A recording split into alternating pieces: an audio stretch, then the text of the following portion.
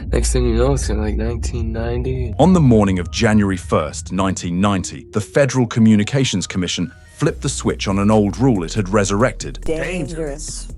known in the industry as syndication exclusivity, or simply Syndex. January 1990 also gave us some of the most fun, most memorable cult shows of the decade. And if you're the kind of person who loves TV that's maybe a little strange, a little bold, and a lot nostalgic, these are the shows you probably watched. Let's start with one of the wildest, pirate TV. Stealing burritos have to do with our little Amanda. We're not stealing burritos, Dad. We're stealing a television signal and we're broadcasting our own show. Which launched on MTV on January 26, 1990. I'm really glad to have you on the boat. Oh, well, Mr. Johnson and I are very happy to be here. This wasn't just another sketch show. It was a full-on pirate crew running a sketch comedy music show from a fictional pirate ship with low-budget skits, weird animations, and music videos. What? It only lasted a few months, but it's a perfect snapshot of early MTV at its most experimental. Amanda, I'm thinking about growing a mustache. Really? So am I.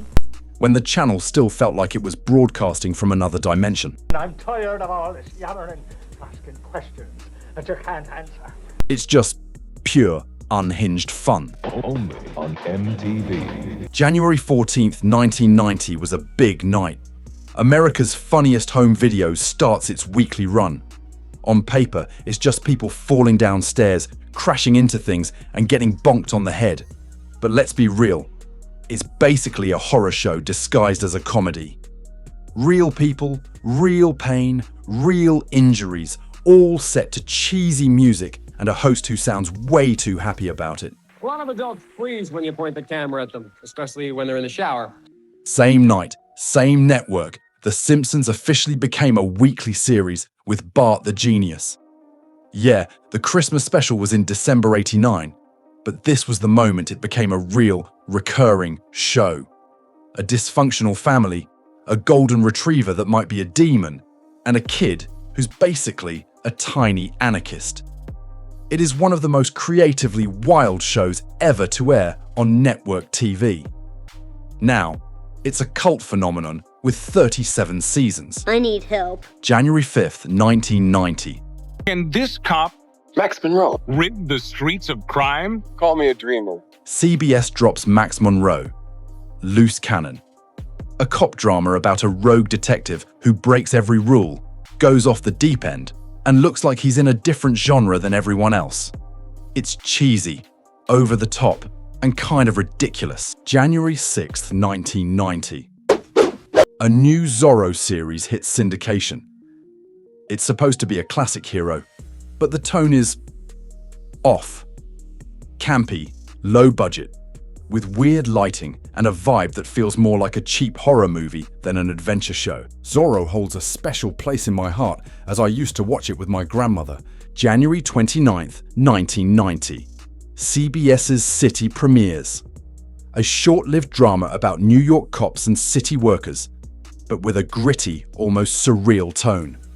Bizarre character arcs, moody lighting, and a feeling that something is always about to go very, very wrong. The Babysitters Club premiered on HBO on January 1st, 1990.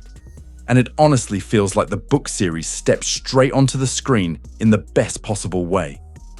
It keeps all the heart and friendship from the books, but wraps it in this slightly offbeat, visually quirky style that makes it feel a little strange in a really good way. Instead of just being a show about babysitting, it leans into the stress, the drama, and the unspoken stuff that comes with being a kid who suddenly has real responsibility. It's warm and inviting, but there's this subtle, moody undercurrent that gives it more depth than you'd expect.